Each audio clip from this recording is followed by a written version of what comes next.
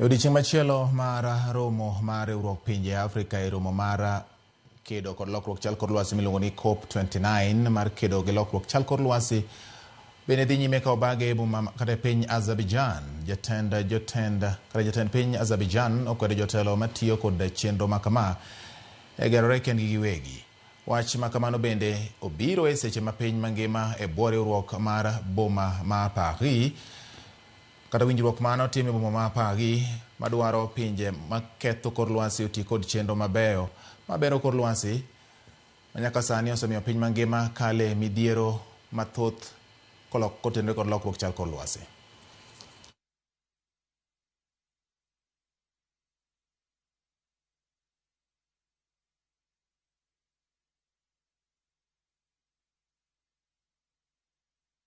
This is my message, and as a president of COP29, of course, we will be a strong advocate for green transition, and we're doing it, but at the same time, we must be realistic.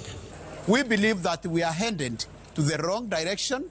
Science is very clear that we are off track on what we are on the emission reduction targets, as also the imperatives of climate justice, that we are not achieving what we are supposed to achieve in terms of the delivery and honoring of the commitments by the industrialized countries. We need to also link our climate finance and define what climate finance is, particularly climate finance that is accessible to frontline actors for climate action. Women are at the front line and indigenous communities are at the front line.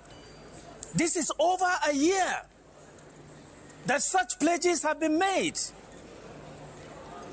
But we are told as at yesterday by the executive director that he cannot give a figure from all the funds that have been pledged.